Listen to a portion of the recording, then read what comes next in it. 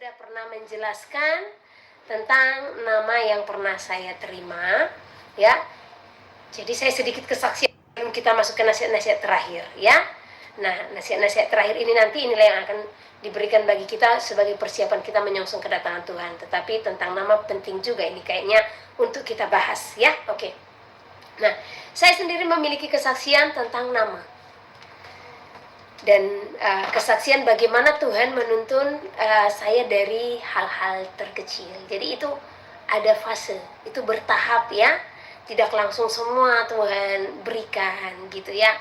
Nah, hal yang pertama, waktu saya datang kepada Tuhan, ya, ini jujur saya pribadi itu diajarkan oleh Roh Kudus, ya. Tidak seorang pun manusia memberikan pengajaran kepada saya, dan tidak seorang pun manusia mengajarkan saya tentang kebenaran terlebih yang saya sampaikan hari ini.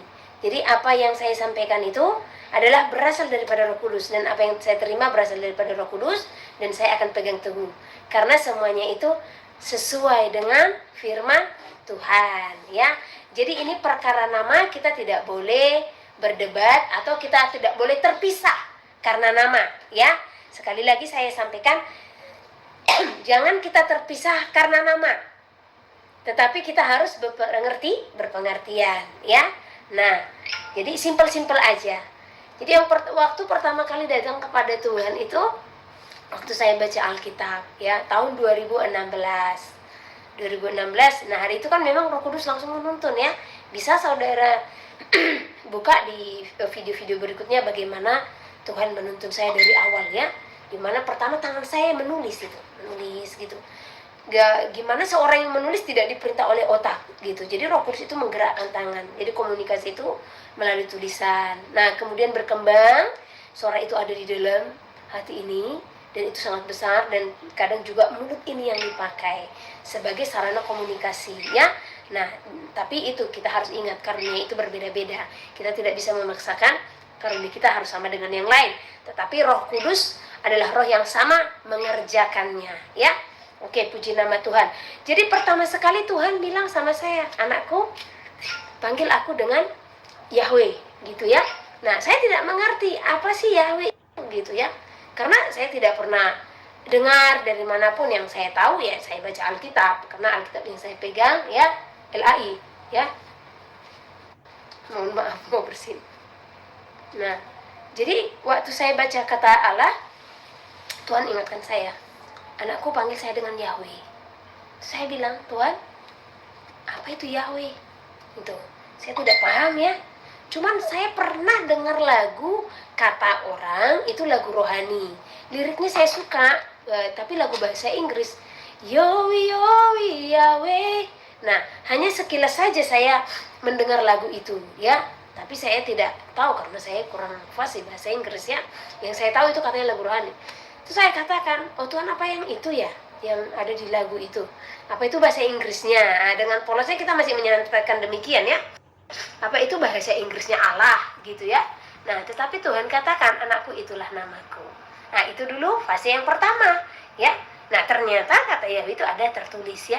Nah, berikutnya saya diajarkan ini bukan waktu yang singkat, ya. Ada dia hitungannya bahwa sekian bulan, ada dia sampai tahunan gitu. Nah, kemudian saya diperintahkan untuk tidak makan darah, ya. Nah, itu setelah sekian bulan. Kemudian saya diperintahkan lagi bagaimana cara berpakaian yang berkenan di hadapan Tuhan. Nah, saya diajarkan lagi bagaimana pola hidup di hadapan Tuhan, ya. Bagaimana cara berbicara atau metode penginjilan, bagaimana kita menginjil kepada anak kecil, kepada remaja, kepada orang tua. Nah, berikutnya Tuhan arahkan lagi, jangan untuk taat Sabat, ya. Nah, beberapa tahun kemudian Tuhan ajarkan lagi untuk tidak memakan binatang haram. Jadi pelan-pelan dia mengajarkan, ya. Jadi saya udah pelayanan ini masih tetap makan binatang haram, ya. Karena memang sedikit demi sedikit dia ajarkan, ya. Nah, saya tidak tahu kalau ada orang satu contoh langsung komplit semua, ya kan. Tuhan mengajarkan setiap kita itu seturut dengan kapasitas kita masing-masing, ya. Nah, kemudian terakhir, ya, ini tahun berapa ya, sudah ada sekitar beberapa tahun silam sih, cuman tetap kita ujian. Dia memberitahu setiap saya penyembahan ada kata Yahusua gitu. Nah, satu sisi secara daging saya, apa sih artinya? Jangan nanti saya mengucapkan apa yang saya tidak mengerti, ya. Nah, tetapi waktu mengucapkan itu ada damai gitu. Setelah beberapa lama, karena memang saya tidak bertanya apa itu sih Yahusua gitu. Nah, tapi setelah beberapa lama saya bertanya, Tuhan, karena saya sering dengar orang Yesua gitu, jadi saya pun ikut-ikutan manggil Yesua, bukan Yesus, ya. Nah, itu memang saya sebutkan gitu. Nah, tapi waktu saya bertanya, Yahusua itu apa? Tuhan katakan, anakku, itulah namaku sebagai anak manusia. Dan demikianlah mereka memanggil aku di zamannya aku ada. Nah, jadi saya berpikir seperti ini aja, simple ya. Nah, jadi sekarang orang manggil Yesua gitu. Oh, berarti ini seperti bahasa ortodoksnya ya gitu. Nah, seperti itu aja simpelnya ya. Nah, sama seperti bahasa Batak nih. Saya orang Batak. Kalau bahasa Batak mandi sekarang ini maridi ya. Tak, kalau bahasa kunonya itu martapian. Nah, jadi saya pemikirannya ke situ kemarin itu ya. Nah, tetapi ya Tuhan tetap katakan itu adalah namaku sebagai anak manusia. Akhirnya beberapa tahun silam saya sempat saya beranikan diri untuk menyebut nama itu, karena ya udah dia sudah katakan itu namanya sebagai anak manusia ya. Nah, saya tuliskan setiap buat kesaksian, kadang saya tulis Yahusua. Nah, ada orang yang nelpon saya dan katakan, boleh nanya nggak Bu, katanya. Boleh. Nah, beliau nelpon, katanya dia seorang karuni yang dipakai Tuhan dalam kenabian ya. Nah, jadi dia katakan, kok Ibu sering sebut Yahusua gitu ya. Terus Ibu tahu nggak itu apa? Saya hanya bilang demikian. Roh Kudus bilang sama saya kalau itu namanya sebagai anak manusia. Nah, dan itu namanya di zamannya dia seperti itu ya. Nah, Ibu ini langsung bilang seperti ini, terpujilah nama Tuhan.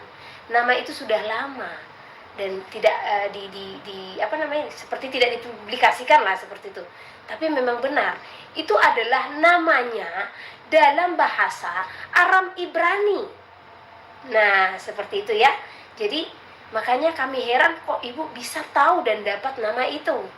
Nah, ya saya hanya katakan ya seperti itulah Roh Kudus mengajarkan ya. Nah, itu saja, sebatas itu. Jadi kita tidak usah berdebat apakah namanya Yesua atau Yahusua. Nah, yang jelas saya tadi hanya sampaikan dan saya tidak akan memaksakan saudara ya. Nah, saya tetap akan katakan kalau itu saya terima bukan karena diajarkan manusia ya, tetapi karena Roh Kudus langsung yang mengajarkan. Dan puji Tuhan, setelah saya berani untuk menyampaikan itu, ada beberapa juga, ini sih memang ya membuat bingung ya, organisasi-organisasi tertentu yang kadang membuat kita bingung juga gitu. Nah, ada dari kalangan mesianik mengatakan ini Yesua, tapi ada juga ternyata mesianik yang mereka menyatakan Yahusua. Nah, jadi kita tidak boleh untuk apa namanya ngotot-ngototan lah ya. Karena kalau kita bawakan, oh saya dari kaum mesianik, kami panggil Yesua gitu. Ternyata ada kaum mesianik, bahkan mereka dengan penjabaran mereka, ya, saya dikirimkan itu beberapa waktu yang lalu, ya, itu penjabarannya luar biasa, bahkan lebih detail dan lebih terperinci cara penjabarannya. Kalau nama Tuhan itu adalah Yahusua, dan kalau kita ketik tentang Yahusua, ternyata banyak muncul ya, bahkan orang-orang luar sana itu banyak yang mendapatkan nama Yahusua, jadi nggak ada penolakan ya. Nah, nggak ada penolakan ya. Kalau satu contoh saudara katakan kita nggak boleh nyebut Yesus atau apa, ya kita ajarkan saja ya kebenaran. Bagiku sih simple aja ya. Simpelnya di mana? Nama Tuhan itu tidak boleh diterjemahkan ya. Nama Tuhan tidak boleh diterjemahkan. Nah, kalaupun dulu saya memang bilang Yesua, itu pemahaman saya itu berdasarkan apa yang saya dengar karena orang sebut itu. Tetapi kalau seperti yang saya bilang kan Tuhan kan mengajarkan itu step by step ya. Jadi kalau Roh Kudus mengajarkan tentang namanya adalah Yahusua, sekarang yang perlu kita pelajari, apakah memang nama Yahusua itu tidak ada di Ibrani sana? Ada. Ya, itu aja, simple. Ya.